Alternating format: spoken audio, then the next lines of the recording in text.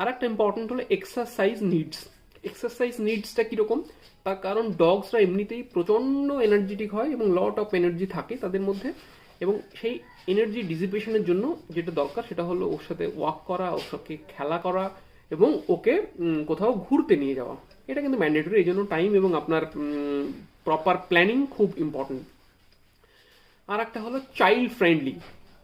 Child friendly বলতে কি, আপনাকে দেখে নিতে হবে আপনার বাড়িতে যদি বাচ্চা ছেলে মেয়েরা থাকে, তাহলে আপনি যে ব্রিডটা নিয়ে আসছেন তার সম্পর্কে, তার বিহেভিয়ারাল প্যাটার্ন সম্পর্কে কিন্তু আপনাকে আগে থেকে অবগত থাকতে হবে। তার কারণ সব ডগ ব্রিডসরা কিন্তু বাচ্চাদের সাথে কমফোর্টেবল নাও হতে পারে। এই জন্য আপনাকে কিন্তু প্রপার একটা ফ্রেমওয়ার্ক দরকার।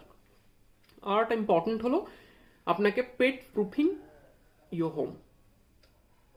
পেট প্রুফিং ইয়োর হোম বলতে আপনাকে প্রতিটা ঘরে ঢোকা থেকে শুরু করে চারিদিকে জানালা দরজা যেখানে যেখানে আছে সেটাকে আপনাকে